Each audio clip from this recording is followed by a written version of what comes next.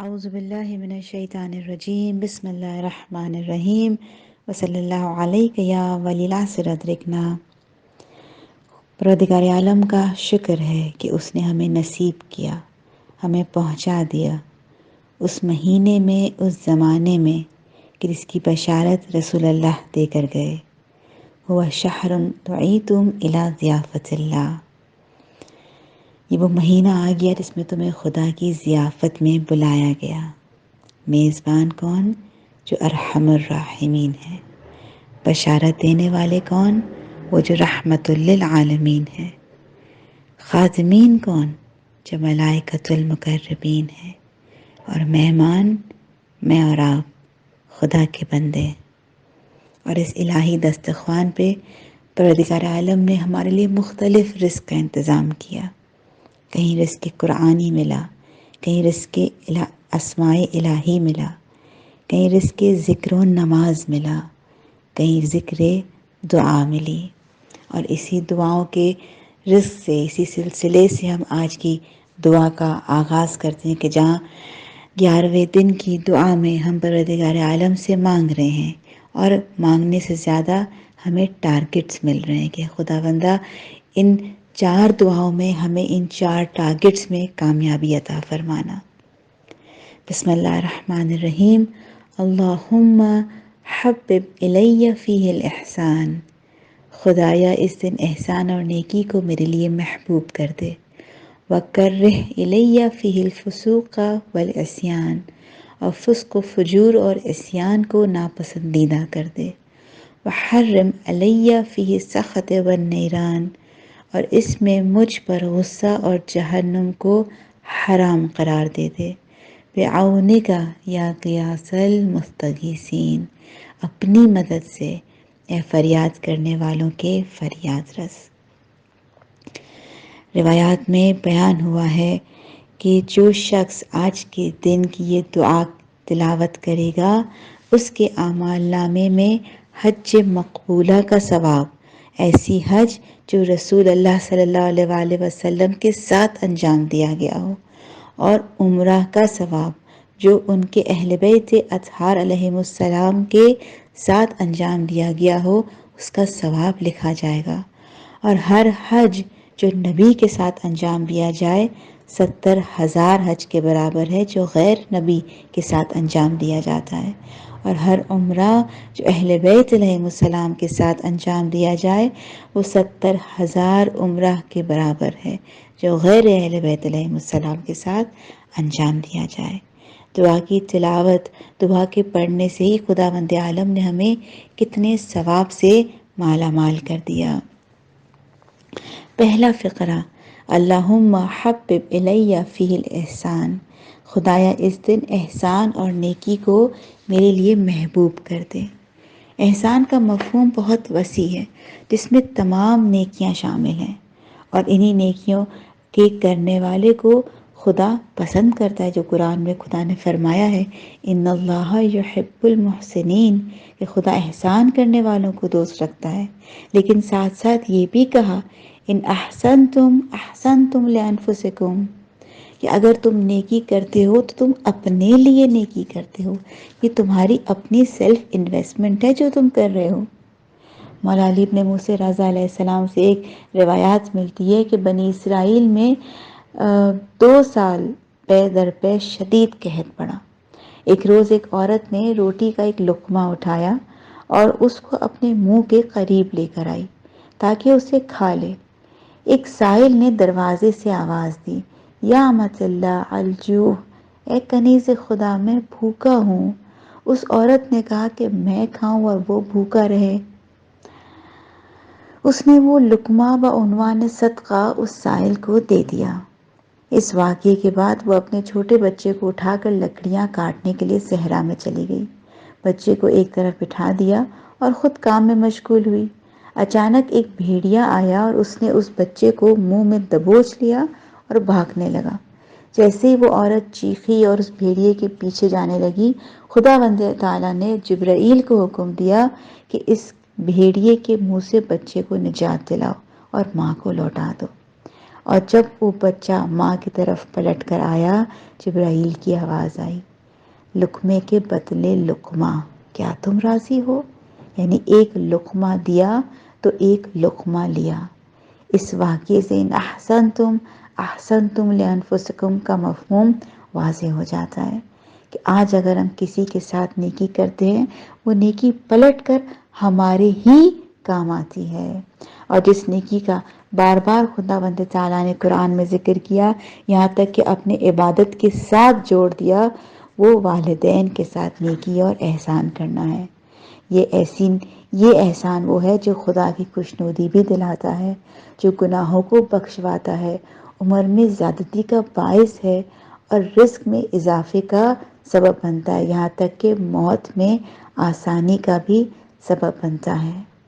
جیسے کہ بیان ہوا کہ نیکی کا مفہوم بہت وسیع ہے، اور اس میں احسان اور نیکی میں ہر نیکی آ جاتی ہے۔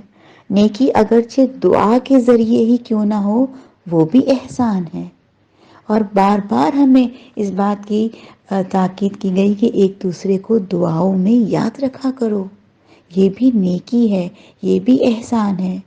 یا کہ روایات میں کتاب ثواب الاعمال میں لکھا گیا ہے کہ جو شخص دن میں 25 مرتبہ یہ کہے اللہم اغفر للمومنین والمومنات والمسلمین والمسلمات، تو پروردگار عالم روز قیامت تک جتنے بھی مومنین یا مومنات دنیا میں آئے ہیں یا آئیں گے، ان کی تعداد کے برابر اس کے اعمال نامے میں ثواب لکھے گا، برائی کو مٹائے گا اور درجات بلند کرے گا۔ اللہ اکبر! رحمت الہی کا اندازہ لگائیں کہ ایک مختصر سا عمل، یعنی کہ مومنین اور مسلمین کے لیے دعا کرنا، اس کی جزا و پاداش خدا کتنی عطا کر رہا ہے۔ لیکن ہاں، نیکی کرتے وقت، احسان کرتے وقت چند نکات کی رعایت کرنا بہت ضروری ہے، جس کا قرآن میں بھی بار بار ذکر ہوا کہ احسان جب کریں تو احسان رضائے الہی کے لیے ہو، نہ کہ شکریہ کے لیے۔ جیسے قرآن بیان کرتا ہے لا نرید منکم جزاء ولا شکورا۔ کہیں قرآن میں بیان ہوا پاک اور محبوب ترین مال میں سے احسان کرو۔ جب احسان اور انفاق اور نیکی کر رہے ہو تو بہترین میں سے احسان کرو۔ لن تنالوا البر حتی تنفقوا مما تحبون، تم اس وقت تک، بر تک، نیکی تک، تقوی تک نہیں پہنچ سکتے جب تک اس کو نہ دو جسے تم پسند کرتے ہو۔ اور پھر کہیں یہ بھی فرمایا گیا یا ایھا الذین آمنوا لا تبطلوا صدقاتکم بالمن والعذا، کہ احسان کر کے یا ریا کر کے یا جتا کر اپنے نیکی کو، اپنے احسان کو ضائع مت کرو۔ تو یہ پہلی دعا تھی جو ہم نے خداوند تعالیٰ سے مانگی، خدا آج کے دن میرے لیے نیکی کرنے کو محبوب کر دے، کیونکہ اگر میں نیکی کرنے کو اپنے لیے محبوب کر دوں گی تو خداوند عالم کی میں خود محبوب ہو جاؤں گی۔ خدا قرآن میں بیان فرماتا ہے سورہ بقرہ کی آیت نمبر 195 میں کہ نیکی کرو واحسنوا ان اللہ یحب المحسنین، کہ اللہ تعالیٰ نیک عمل کرنے والوں کو دوست رکھتا ہے، اور یہی نیکیاں وہ ہیں کہ جو برائیوں کو ختم کر دیتی ہیں۔ اور روایت امیر المومنین کے مطابق احسان اور نیکی کرنے سے انسان رفعت پا لیتا ہے۔ دوسرا فقرہ اس دعا کا وَكَرِّهْ إِلَيَّ فِيهِ الْفُسُوقَ وَالْعِصْيَانَ، کہ فسق و فجور اور عصیان کو میرے لیے ناپسندیدہ کر دے۔ روایات میں ملتا ہے اور صاحب مجمع البیان ابن عباس نقل کرتے ہیں کہ فسوق یعنی اطاعت سے نکل کر معصیت کی طرف چلا جانا، اور عصیان یعنی خدا کی نافرمانی کرنا۔ اطاعت کا شوق تب بڑھے گا اور عصیان سے نفرت تب ہوگی جب اس کی حقیقت کا اندازہ ہو جائے گا۔ جانتے ہیں کہ حقیقت کیا ہے؟ رسول اللہ کی ایک حدیث ہے کہ ایک تسبیح جو اللہ قبول کر لے ملک سلیمان سے بہتر ہے۔ کیوں؟ کیونکہ ملک سلیمان فنا ہو جانے والا ہے، لیکن تسبیح کا ثواب باقی رہے گا۔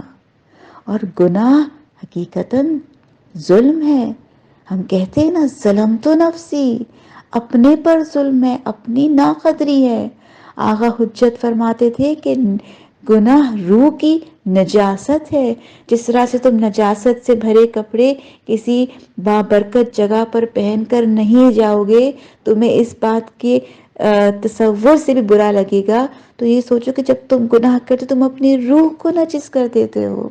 اور یقیناً یہ دعا یہ فکرے کا ماہ مبارک رمضان میں پڑھنا ہمیں اور پریکٹس میں لے کر آتا ہے، کیونکہ جس طرح سے ہم کوشش کرتے ہیں کہ ان 30 دنوں میں ہم ماہ خدا میں گناہ نہ کریں، اسی طرح سے کوشش اب یہ کرنی ہے کہ ان ماہ مبارک رمضان کے بعد بھی خود کو گناہوں سے بچاتے رہیں۔ اور جب خدا گناہوں سے بچائیں گے تو ہدایت کی منازل اور ترقی کی منزلوں کو طے کریں گے۔ اور جب یہ ہو جائے گا کہ ہمارے لیے نیکی کرنا پسندیدہ ہو جائے گا، فسق و فجور اور گناہ کرنا ناپسندیدہ ہو جائے گا، تو امیر المومنین کے قول کے مطابق ہمارے لیے پھر ہر روز روزہ عید ہوگا، کیونکہ مولا فرماتے ہیں جس دن خدا کی معصیت نہ کی جائے وہی روز روزے عید ہے۔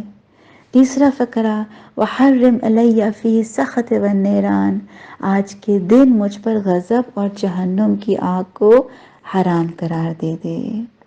اس پر بہت بات ہو سکتی ہے، لیکن اگر ہم صرف ماسٹر کی پر بات کر لیں، اس چابی پر بات کر لیں کہ جس کی وجہ سے خدا جہنم کی آگ کو حرام قرار دے دے گا، تو رسول کی روایات سامنے آتی ہیں، یا سلمان من حب فاطمہ ابنتی فہو فی الجنت معی، اے سلمان جس نے فاطمہ سے محبت کی، جس نے فاطمہ کو دوست رکھا، وہ جنت میں میرے ساتھ ہوگا، اور جس نے فاطمہ سے بغض رکھا، دشمنی رکھی، بس وہ جہنم کی آگ میں ہوگا۔